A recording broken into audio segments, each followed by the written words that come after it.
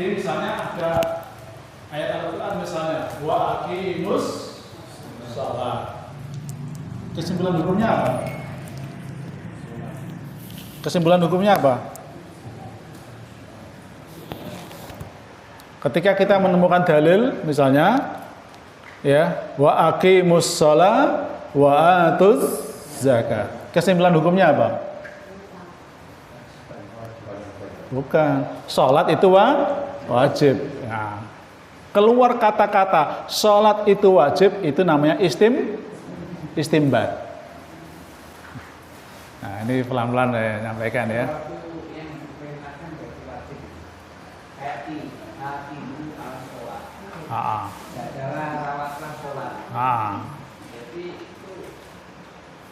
Nah, ketika jangan mengatakan bahwa menjaga waktu-waktu salat adalah kata-kata muncul wajib, kata-kata wajib itu muncul, itu namanya istimbat. Nah, mungkin Pak Musa mengatakan bahwa menjaga waktu-waktu salat itu sunnah. Nah, kata-kata keluar sampai mengatakan sunnah itu namanya istimbat. Tapi bagaimana cara kita memahami dalil-dalil itu sampai keluar pernyataan bahwa salat itu wajib, ini namanya ijtihad. Jadi bisa yang bedakan ijtihad Bapak Ibu ya. Nah, jadi ijtihad itu kemampuan kita secara sungguh-sungguh ya di dalam memahami berbagai persoalan hukum. Nah, ketika kita menyimpulkan produk hukum itu namanya istimbat. Jadi ijtihad dan istimbat itu tidak bisa diapakan? Tidak bisa dipisahkan. Cuma fokusnya, istimbat itu lebih kepada hal-hal yang bersifat mikro. Hukumnya apa? Nah, gitu. Hukumnya apa? Terutama yang terkait dengan nanas Al-Quran dan as-sunnah. Sementara ijtihad itu adalah terkait dengan pemahaman, penggalian dan perumusan hukum yang dilakukan dengan memakai atau melalui berbagai metode. Berbagai apa? Metode. Nah, metodenya macam-macam. Ya. Metodenya macam-macam. Ya, nanti di dalam ijtihad itu metodenya macam-macam. Yang pertama ada namanya ijma. Apa? Ijma. Ya. Ada yang namanya kelihatan enggak situ ya?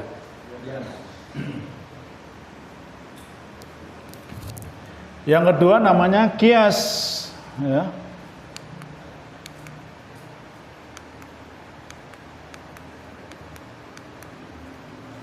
Qiyas.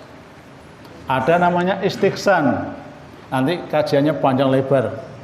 Tapi tidak sekarang, kapan-kapan aja. Yang keempat ada maslahah mursalah, ada sadu dharik. Kemarin saya sampaikan sedikit tentang sadu dharik ya. Nah, ada maqasidut tasrik dan lain-lain ya. Nah, ini apa? Wilayah-wilayah ijtihad. Sementara produk hukum yang kita dapatkan di dalam penetapan hukum itu namanya apa?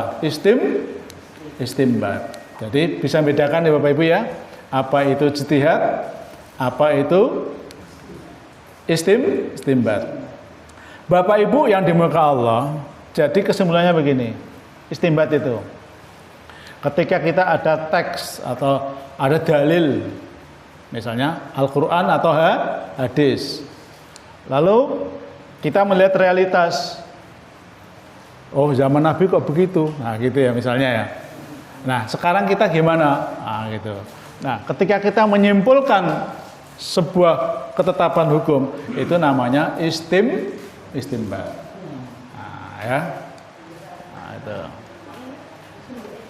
Bapak Ibu yang dimuliakan Allah, nah ada beberapa prinsip-prinsip ijtihad yang harus dipahami. Bahwa ijtihad dari seorang mujtahid, siapa saja seorang mujtahid ya. Nanti ada macam-macam mujtahid. Itu bersifat relatif, dia tidak mutlak benar. Maka semua hasil ijtihad itu sifatnya dhonni, apa? Dhonni itu relatif. Jadi semua hasil ijtihad itu termasuk apa? Produknya namanya dhonni. Termasuk fatwa tarjih ya. Boleh jadi dikoreksi oleh orang orang lain, gitu ya. Contoh misalnya kemarin yang sering ditanyakan oleh teman-teman, bagaimana hukumnya kunut nazilah? Bagaimana hukumnya kunut nazilah? Musibah perangan, maka kita disunahkan kunut nazilah. Nah, bagaimana setelah turunnya ayat Al-Qur'an di surat Ali Imran itu? Laisa laka minal amri syai'un ayyatuba alaihim ayyu'adzibahum fa innahum dzalimun. Nah, kan ada ayat itu ya. Di surat apa? Ali Imran. Laisa laka minal amri syai'un ayyatuba alaihim ayyu'adzibahum fa innahum dzalimun. Laisa laka, tidak ada bagimu. Di situ diartikan bisa macam-macam. Bisa jadi membahayakan atau membuat orang itu menjadi bermasalah. Minal amri ya syai'un, dari setiap urusan ya, ayyatuba alaihim, apakah Allah menerima taubat mereka, au yu'adzibahum, atau mengadab mereka, fa innahum dzalimun, maka sungguhnya mereka adalah orang-orang yang berbuat aniaya. Surat Ali Imran ayat 128. Artinya kamu tidak punya kemampuan untuk menimbulkan masalah kepada setiap orang, bahasanya gitu. Au yatuba alaihim ya, au yu'adzibahum, apakah Allah akan menerima taubat mereka atau Allah akan mengadab mereka? Fa innahum dzalimun, maka sesungguhnya mereka telah berbuat aniaya. Jadi kalau kunut nazilah itu kan kita memohon kepada Allah ya, memohonnya supaya kaum muslimin mendapat pertolongan. Orang yang mendolimi orang muslimin, agar kaum muslimin diberikan apa? Pertolongan dan kemenangan. Tapi orang-orang yang mendalimi atau orang kafir, kalau sekarang udahlah Zionis Israel gitu ya, diapakan oleh Allah? Dihancurkan gitu ya. Ya, gitu. Ya. Nah, setelah turun ayat ini, Rasulullah sudah tidak pernah kunut nazilah lagi. Nah, dari sini muncul dua pendapat. Pendapat yang pertama mengatakan bahwa kunut nazilah itu tidak lagi boleh diamalkan setelah turunnya ayat ini. Maka kalaupun kita ingin mendoakan, ya kita doakan setelah sholat gitu aja, tanpa dipimpin oleh seorang imam gitu. Nah, itu yang terjadi di masjid-masjid kita kan jarang melakukan kunut nazilah ya. Tapi bagi yang mengatakan bahwa kenyataannya kunut nazilah itu pernah dilakukan oleh Rasulullah SAW, itu. Maka kunut nazilah itu masih disunahkan selama tidak ada doa untuk mengutuk, mendoakan jelek. Ya. Padahal kalau kita lihat kenyataannya kunut nazilah itu kan apa? Doanya itu kan agar orang-orang kafir dihancurkan, kan begitu. Nah, ini problem yang muncul ya, berbagai pendapat itu. Ya. Sehingga kalau kita misalnya beristimbat bahwa kunut nazilah itu tidak lagi dibolehkan setelah turunnya surat Ali Imran ayat 126. Tapi di sisi lain ada yang pendapat bahwa kunut nazilah itu masih disunahkan, tetapi tidak ada apa? Tidak ada bahasa apa?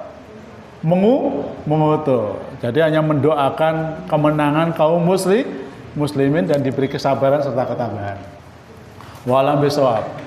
Nah, munculnya dua pendapat itu kan sama-sama memahami apa? Sama-sama memahami apa? Dalil, yaitu baik hadis maupun Al-Qur'an. Nah, kemudian istimbat hukumnya ternyata bisa jadi beda. Nah, Di Tuban hampir kita melihat masjid-masjid kita jarang melakukan ya Pak ya. Nah, jarang melakukan kunut nazilah itu. Ya, nah. Tapi ada beberapa teman yang melakukan kunut nazilah. Nah, sama-sama memahami apa? Dalil. Nah, itu baru kunut nazilah. Burung kunut subuh dan kunut witir ya. Karena kunut itu ada 3. Kunut apa yang pertama? Kunut nazilah. Yang kedua kunut witir. Yang ketiga kunut subuh. Nah, sementara belum kita bahas dulu. Tapi insya Allah kita bahas. Pasti kita bahas itu. Pasti kita bahas. Saya ingin menyampaikan bahwa dari memahami dalil itulah lalu muncul istimbat. Nah, istimbat. Ya. Nah, kenapa kita diharuskan untuk berijtihad dan diperbolehkan ijtihad? Karena ada hadis ya. Dua hadis ini penting. Kata Rasulullah SAW, hadis dari Amr bin As, "Idza hakamal hakimu," apabila seorang hakim memutuskan hukum, ini kayak konteksnya hakim, tetapi bisa jadi kita ya. Nah, kita nanti boleh nggak kita ijtihad secara fardhi? Nah, itu nanti tinggal kemampuannya, punya kemampuan enggak ya. Fajtahada, lalu dia berijtihad, summa asaba, kemudian ijtihadnya itu benar, falahu ajroni, dia mendapat berapa pahala? 2 pahala. Wa idza hakama, apabila berhukum ya seorang hakim, fajtahada, lalu berijtihad, summa akhta'a, kemudian dari ijtihadnya itu salah, falahu ajrun, maka dia dapat satu pahala. Sudah berijtihad ternyata salah ijtihadnya, nah, tidak dosa, tetap dapat pahala. Contoh misalnya sederhana yang bisa kita lakukan, kita mau menghadap kiblat ini, setelah kita berijtihad karena tidak ada alat bantu sama sekali, ya misalnya kita di tempat yang terbuka, kemana nih? Ayo sudah kita kusunduan kiblatnya ke sana. Nah, setelah itu ternyata ada teman yang beritahu, oh kiblatmu salah. Maka ijtihad pertama ini tadi apa? Walaupun salah, dapat pahala. Nah, dapat pahala. Di situ menunjukkan bahwa ijtihad itu diperbolehkan. Juga ada hadis yang panjang ya. Ketika Rasulullah SAW mengutus Mu'ad bin Jabal ke Yaman, ketika ditanya, kalau kamu punya masalah, kamu menghukumi dengan apa? Apa kata Mu'ad? Aqdi bi kitabillah, saya akan memutus atau menghukumi itu berdasarkan ijtihad saya dalam memahami kitab Allah. Kalau tidak ada, fabisun nati Rasulillah. Kalau tidak ada, jadi ini dalil Al-Qur'annya tidak ada, dalil hadisnya tidak ada. Lalu pakai apa? Nah, kemarin misalnya muncul anak-anak kita kok sekarang kok merokok semua ini. Ini hukumnya gimana ini? Kalau dibiarkan berbahaya. Tapi kalau dilarang nggak ada dalilnya secara tegas yang disebutkan di dalam Al-Qur'an dan hadis. Lalu bagaimana caranya? Ijtihad ya. Tentu ijtihad yang sudah pernah disampaikan oleh para ulama, karena kemampuan kita kan itu ya beda-beda. Nah, dalil-dalil yang dipakai sebagai ijtihad itulah ya kemudian memunculkan istimbat hukum bahwa rokok itu hukumnya satu mengatakan haram, satu mengatakan makruh, yang tiga mengatakan mubah. Jadi satu masalah bisa keluar 3 produk hukum. Satu mengatakan haram.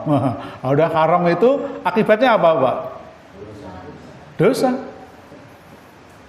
Tidak hanya dosa, kalau tidak taubat Nah, kan itu. Kalau dosa enggak bertobat, kira-kira gimana, Bu? Udah, Ustaz, nanti kan sholatnya kan bisa menghapus. Nah, kalau udah tahu kok. Itu kalau nggak tahu, Pak ya. Jadi ibadah-ibadah kita bisa menghapus kesalahannya. Kalau udah tahu, dilakukan aja. Nah, kalau yang mengatakan mubah, bebas dia. Tidak ada konsekuensi hukum. Urusan dunia, bodene mati sik atau itu urusan ini kan itu ya. Yang makruh malah pelin-pelan. Kalau makruh itu adalah hukum yang paling tidak jelas. Padahal makruh itu sesuatu yang diapakan? Dibenci. Nah, sesuatu yang dibenci berarti apa? Jelek tuh, harus diapakan? Dihindari. Tapi orang yang mengatakan makruh itu tetap aja. Nah, itu udah mengatakan makruh, ya tetap saja. Itu seperti gini. Oh, di situ ada api. Oh, enggak apa-apa, api aja kok. Nanti kalau kena api ya itu ada kali. Oh, kali aja ya. Nanti kalau ada kali ya kita pakai alat yang lain biar enggak kecemplung kali. Gitu kira-kira begitu ya. Itu makruh. Nah, jadi kata Mu'ad, kalau tidak ada Al-Quran dan tidak ada hadis, apa? Ajtahidu ra'yi. Saya beristihad dengan ra'yi, apa? Pikiranku, maksudnya istihad dengan akalku. Tentu istihad yang dimaksud di sini adalah memahami berbagai masalah-masalah, kemudian mencari ayat-ayat yang dianggap cocok di dalam mendukung ijtihadnya. Nah, itu. Oleh karena itu, agar ijtihad itu tidak bersifat liberal. Liberal itu apa? Bebas tanpa apa? Tanpa aturan itu. Ya. Contoh misalnya ini ijtihad yang bebas yang dilakukan oleh teman-teman yang kena paham liberalisme. Laki-laki dan wanita itu sama enggak? Kok beda-beda di mana? Inna akramakum indallahi. Yang membedakan laki-laki dan wanita itu apanya? Berarti laki-laki dan wanita sama enggak? Sama enggak? Sama. Di hadapan siapa? Allah. Yang membedakan apa? Ini ada laki-laki, ini ada wanita. Wanita ini solehah, laki-laki ini bejat. Lebih baik mana? Lebih baik mana? Wanita toh? Nah, ngono jare ditakoni beda ndak? Beda. Bedanya di mana? Bedanya di fisik, ya jelas fisiknya beda. Masa ana wong lanang padha mbek wong wedok fisike. Makanya kalau ada orang laki-laki yang fisiknya kewanitaan dinamakan apa? Enggak lanang, enggak wedok, namanya khunsa. Bahasa Arabnya apa? Khunsa. Khunsa itu orang yang status kelaminnya tidak jelas. Maka di dalam Islam orang khunsa itu kalau dia sampai mati terus gimana ini? Orang khunsa yang status kelaminnya masih dirahasiakan loh ya secara personal. Itu kalau mati gimana? Dadak wedok macak lanang. Tiap hari gembul lanang, mati nih dia apa no? Dicuceni toh ya. Sing nyuceni sapa? Wong lanang ta wedok? Lah nah ini khunsa kok Bu, dia merahasiakan apa? Statusnya. Maka harus jelas apa statusnya itu, ya. Kecuali memang tidak bisa dijelaskan wanita sama laki-laki itu sama enggak? Dalam hal kedudukannya di hadapan Allah adalah sama, tapi dalam hal ciptaannya beda. Bahkan di ayat Al-Qur'an di surah An-Nahl itu ya, man amila sholihan min dzakarin au unsa. Loh itu. Sapa wonge sing amal kebaikan, baik itu laki-laki dan perempuan, sama enggak statusnya? Dapat pahala yang sama. Nah, karena wanita dan laki-laki itu sama, maunya ke sana itu, maunya ke sana. Gimana kalau kewarisannya? Sama enggak? Ya, kalau orang yang berpikir liberalisme, ya sama. Nah, gitu. Wong statusnya sama di hadapan Allah. Nah itu. Padahal jelas ya. Padahal jelas. Itu namanya ijtihad yang apa tadi? Bebas tadi. Jadi dia tidak terikat dengan ayat-ayat Al-Qur'an, ya. Padahal ayat Al-Qur'annya itu jelas enggak? An-Nisa ayat 11 12. Walid dzakari mislu hadil unsayain. Wong lanang iku oleh rong bagian tinimbange wong wedok. Loh, ayatnya jelas ndak? Wong lanang iku oleh rong bagian dibanding wong wedok. Berarti wong wedok oleh piro? 1 bagian. Ayatnya jelas itu. Pak, lah iku lah ayat Al-Qur'an. Sudah gini aja Pak, kita sekarang kompromi aja Pak. Nah itu. Nah ini kalau podo-podo anake Pak. Nah piye Pak nek kita bagi podo ae. Itu namanya ijtihad yang menyalahi Al-Qur'an. Nah, itu namanya ijtihad yang apa ya? Yang kebablasan tadi. Padahal ayatnya jelas. Maka ada beberapa kaidah. Ijtihad itu boleh dilakukan hanya kepada nas-nas atau dalil yang bersifat dhonni. Bersifat dhonni. Dhonni itu tidak pasti. Dhonni itu relatif. Nanti saya berikan contoh. Ini kajiannya karena manhaj. Jadi tapi sering kita hadapi berulang-ulang. Bukan yang bersifat qat'i. Bukan yang bersifat qat'i. Loh Pak, nah Al-Qur'an itu kabeh kan qat'i Pak. Mosok ana Qur'an itu dhonni, kan gitu ya. Nah, di sini bukan Qur'annya tetapi adalah petunjuk dalilnya ketika kita mau istinbat hukum. Itu ada qat'i, ada dhonni. Nah. Oleh karena itu ya, agar tidak melebar, maka ijtihad itu dibatasi 2 hal saja. Yang pertama hukum syara yang berbentuk perbuatan fisik dan furuk. Ya. Nanti kita tahu. Yang kedua adalah ukubah, sanksi dan muamalah. Ya. Kita lihat di sini contoh-contoh langsung. Contoh-contoh langsung. Nah, tadi saya sampaikan. Surat An-Nisa ayat berapa ini Bu? Yang pertama? 12. Bunyinya gimana? Walakum nisfu ma taraka azwajukum illam yakul lahunna walad. Bagi kamu suami-suami dapat separuh harta jika kamu ditinggalkan istrimu dan istrimu punya anak. Jadi kalau misalnya meninggal istri, ya, dan istri sama kita punya anak.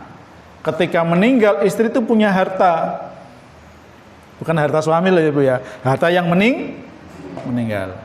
Harta waris itu namanya harta orang yang meninggal, bukan harta orang yang hidup. Nah biasanya kita itu membagi warisan itu adalah wong tuane isih apa? Wong tuane siapa? Itu bukan warisan namanya, itu namanya hibah. Pak boleh nggak hibah mengakali warisan? Nah, itu urusan jenengan kalau itu. Kalau niatnya sudah ke sana. Hibah ya hibah, waris ya waris. Nah, maka suami-suami itu dapat separuh dari harta yang ditinggalkan istri kalau punya illam yakul lahuna, kalau tidak punya anak, kalau nggak punya anak. Jadi separuh hartanya istri itu untuk suami. Ya.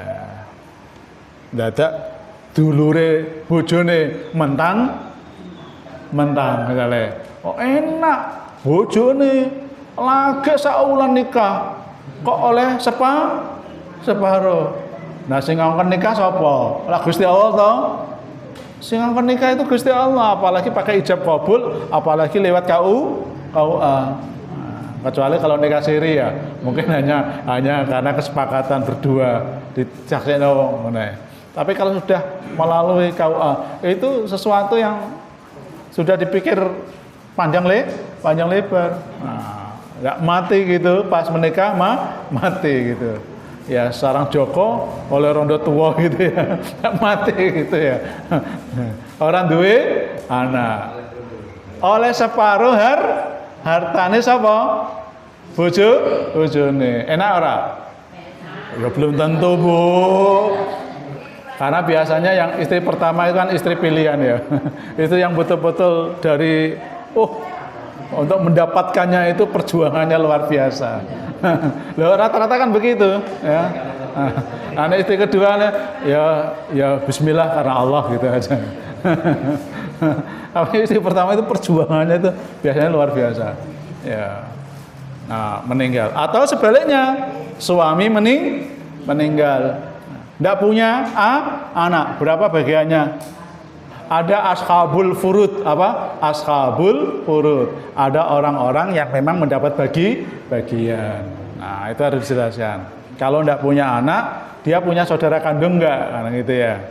Nah, apalagi saudara kandung laki-laki, nah, gitu ya. Masih punya bapak enggak? Nah, gitu. Masih punya ibu enggak? Gitu. Nah, itu penting ya, penting. Ya. Bukan penting-penting, nah itulah suamiku, aku sing nguasai ya, tidak boleh gitu. Nah, ini namanya ayat-ayat yang qat'iyud dalalah, artinya petunjuk dalilnya jelas, tidak perlu ijtihad. Misalnya di surat An-Nur ayat 2. Ini yang kalau ayat ini kita harus, Masya Allah, berapa dosa yang saat ini terjadi bagi pemimpin kita. Contoh ayatnya jelas ini. Azaniatu wazani fajlidu kulla wahidin minhuma mi'ata jalda. Ini ayat Al-Qur'an, Bu. Bukan ijtihad lagi. Wanita yang zina dan laki-laki yang zina. Maksudnya di sini apa? Yang belum punya suami, belum suami. Fajlidu, maka jilidlah, maksudnya cambuk, Bu. Kulla wahidin minhuma, ya, tiap-tiap darinya baik laki-laki maupun perempuan. Mi'ata jalda, 100 kali cambuk. Qat'i loh ya. Berarti tidak perlu apa? Oh, itulah bagi negara Islam. Negara kita bukan negara. Tapi uangnya Muslim enggak? Loh, ini kan susahnya di situ. Kalau sudah wilayah-wilayah pidana, nah kita bukan negara Islam. Maka misalnya di Aceh gitu ya karena dia diberi keluasan untuk menerapkan syariat Islam, maka ini konun ini diterapkan. Jadi kalau ada wanita dan laki-laki berzina yang belum bersuami dan sudah masuk umur ya. Nah di negara kita kan enggak, laki-laki berzina dan wanita berzina kalau atas dasar suka sama suka itu bukan disebut zina. Loh iya, kalau suka sama suka itu bukan zina. Susah Pak ya? Susah enggak? Kumpul kebo, apa hukumnya itu, Pak? Tidak ada hukumnya di negara kita. Betul. Kalau suka sama suka. Kecuali yang laki-lakinya sudah bersuami, wanitanya tidak bersuami. Nah, itu bisa diproses hukum. Nah, kata-kata mi'ata jalda dijilid 100 kali itu jelas enggak? Nah, hal-hal yang jelas itu namanya qat'iyud dalalah ya, atau yang mengatakan dilalah. Misalnya ayat lagi tentang potong tangan ini. Wasariku wasariqatu faqta'u aydiyahuma jazaan bima kasaba nakalan minallah wallahu azizun hakim. Ini ayat-ayat ngeri-ngeri ini, Pak. Tapi memang qat'iyud dalalah. Ya, laki-laki dan wanita yang mencuri, maka potonglah tangannya. Dipotong tangannya. Nah, Bagaimana cara motong itu nanti melihat bagaimana cara Nabi. Tanya, Ya. kebetulan Monggo. itu termasuk dalam salah satu istihad dari ulama yang terdahulu. Yang beristihad itu kan mendapatkan satu, kemudian diamalkan sama pengikut-pengikutnya. Yang notabene sebenarnya itu menyelisih dari nas yang ada. Gimana? Nah, makanya itu. Nah ya, berarti kan sama dengan mengadakan itu. Lah ya, maksud saya lah itu persoalan yang muncul kan gitu ya. Nah, oleh karena itu disinilah pentingnya memahami dalil lalu timbul istimbat. Nah, jadi memasuk kepala itu qat'i ya, tapi begitu kepalanya seperti apa? Itu nanti baru dan nih. Nah, lalu ada hadis Nabi yang kemarin kita jelaskan. Fungsi hadis ya menjelaskan apa? Al-Qur'an yang bersifat mujmal, yang bersifat umum itu lalu dijelaskan oleh Nabi. Nabi itu kalau mengusap kepala ya, mengambil air kemudian dibuang ya, itu. Kemudian apa? Diusapkan sampai kemudian diapakan? Dikembalikan. Laki-laki dan perempuan sama enggak? Sama. Lah Ustaz, nah ini dua piye, Pak? Nah, ini persoalan-persoalan hukum yang sering muncul ya. Sering muncul di tengah-tengah masyarakat kita. Contoh yang selanjutnya kita tambah sedikit. Ini ada hadis nih, hadis Nabi Shallallahu Alaihi Wasallam.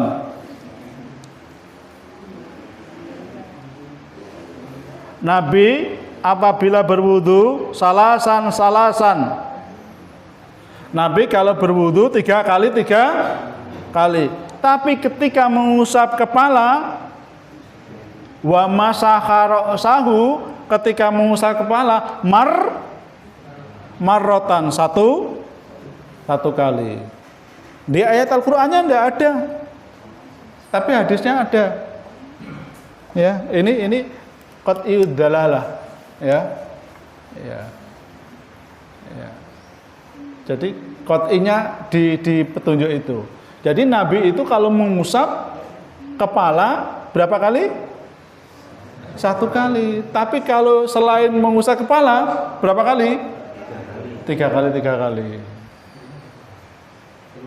Lah ya itu masuk bagian gitu ya. Marotan wahidan. Nah, ini. Nah, sekarang yang doni. Ini beberapa ayat doni.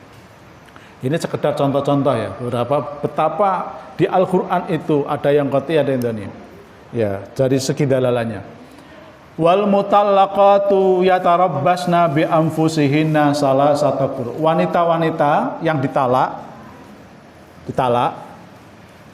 itu apa, Bu, maksudnya, Bu? Dicerai. Cerai itu ada berapa, Bu?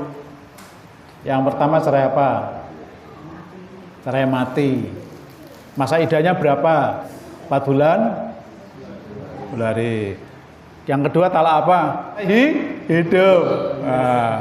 Nah, maka masa iddahnya berapa? Nah, ayat Al-Qur'annya begini bunyinya. Ini ayatnya. Di surat apa ini? Al-Baqarah ayat 228. Kelihatan ya? Wanita-wanita yang dicerai hendaklah menunggu masa iddahnya berapa ini? Salasata quru'in. 3 kali quru. Ayat Al-Qur'annya 3 kali quru. Nah, quru itu apa? Ada yang memahami haid. Yang kedua ada yang memahami inqita udamul haid. Apa? Yaitu tatkala selesainya darah haid sementara dia belum suci, maksudnya belum mandi. Nah, kalau yang berpendapat inqita udamul haid berarti kalau sudah selesai darah haidnya dia boleh nggak menerima pinangan orang lain? Boleh, yang benar. Tapi yang mengatakan 3 kali suci berarti kalau belum mandi belum boleh menerima pinangan.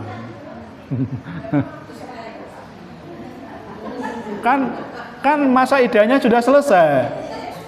Nah, kalau sudah selesai kan boleh nggak menerima pinangan orang lain? Tapi kalau masa idahnya belum selesai, boleh nggak? Ngunus weanan kok. Kalau laki-laki nggak ada masa idahnya, gitu aja lah ya. Talak cerai gitu ya. Ya. Talak yang keempat talak apa? Cerai itu cerai 1, 2, 3 ya. Nah, talak yang ketiga namanya talak bain. Ya. Talak bain ada 2, bain sugro sama bain kubro. Nah, itu ada talak lagi nggak? Ada talak yang diajukan oleh perempuan, namanya talak khulu. Apa bu? Talak khulu. Wong lanang nggak gelem nyerah-nyerah. Padahal dia ini orang kei nafkah. Nafkah itu wakeh kok pak. Nah, maka dia boleh mengajukan gugatan cerai, namanya talak khulu. Tapi yang memutus tetap apa? Suami. Contoh misalnya di surat Al-Maidah ayat 3, hurimat alaikumul maitata, diharamkan bagimu bangkai haram. Nah, bangkai itu kan banyak pak, ya. Kemarin saya tanya, Ustadz, kalau ada laron mati, boleh nggak digoreng? Asal boten. Karena laron itu termasuk sekelompok belalang. Penyembelihan ikan lele secara syar'i. Aku terus mikir. Lu ada itu teman-teman kita yang bisnis ikan lele melalui proses penyembelihan secara syar'i. Saya tanya, gimana caranya menyembelih ikan lele? Nah, dalilnya begini, kita kan harus berbuat ihsan kepada makhluk hidup. Lah masa ben mati jadi bangkai kan itu ya. Boleh nggak dimakan? Nah, ini kan ayatnya nggak boleh. Nah, berarti ayat ini masih berlaku umum. Perlu ada penjelasan. Maka hadis hadir sebagai bayan taksis. Nah, itu ya. Lanjutnya misalnya sumu li ru'yatihi, berpuasalah karena melihat apa? Bulan. Ini qat'i enggak? Kalau qat'i jenengan enggak pakai ini, enggak sah. Itu kalau qat'i. Padahal ini hadis nih. Hadis ini pasti dari Nabi kan gitu ya. Apalagi riwayat Bukhari Muslim. Otentik kayak ini. Maka kalau jangan puasa tidak melihat bulan, berarti hukumnya apa? Tidak sah. Loh Ustaz, itu kan maksudnya liru yatihi itu menetapkan awal bulannya. Ya, yang penting puasa masuk bulan. Tapi bagaimana cara menetapkannya? Nah, ini masuk wilayah dhoni. Nah, ini pembahasan. Yang terakhir misalnya faida ra'aitum minha syai'an fafzaghu ila dzikrihi wa du'a wa istighfari. Apabila kamu melihat hal tersebut terjadi gerhana. Kalau melihat sesuatu terjadi gerhana, berarti kalau mau ada gerhana itu didelok enggak? Ini ayatnya kan, hadisnya kan gini, faida ra'aitum, apabila kamu kalau nggak melihat, boleh nggak salat gerhana? Nah, selama ini kalau jangan ada gerhana itu melihat gerhana atau enggak?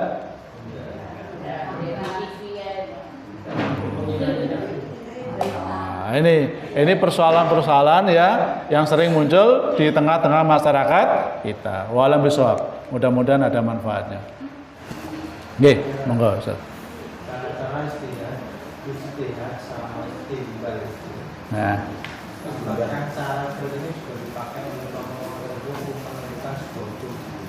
iya, semuanya pakai prosedur ini. Iya, jadi kalau kita mau menetapkan hukum, ada metodenya, namanya ijtihad. Gitu.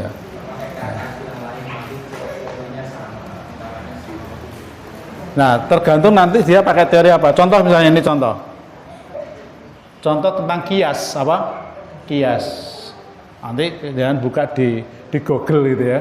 Kias itu analogi. menyamakan dalil satu kepada dalil lain yang tidak ada dalilnya.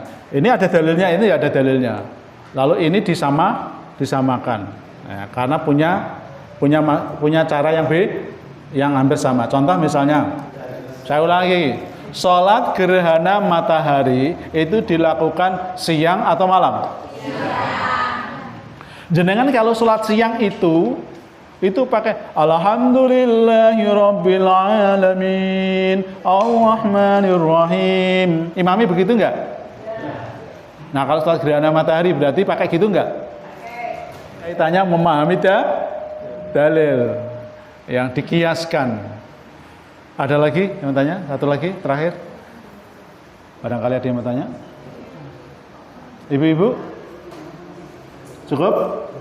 Alhamdulillah ya. Insyaallah minggu depan kita lanjutkan pembahasan kita ke masalah yang kemarin kita bahas. Atau minggu depan kita sepakati kita bahas masalah wudhu yang belum selesai. Kita lanjutkan masalah wudhu ya. Kita selang-seling ya. Besok kita masalah toharo, terus besoknya lagi masalah manhaj. Kita seling-seling aja ya. Biar materinya juga agak nyambung, tidak terlalu lama lupa gitu ya. Baik, mari kita akhiri bersama dengan bacaan hamdalah. Alhamdulillahirabbil alamin. Subhanakallahumma wa bihamdika asyhadu an la ilaha illa anta astaghfiruka wa atubu ilaik. Assalamualaikum warahmatullahi wabarakatuh.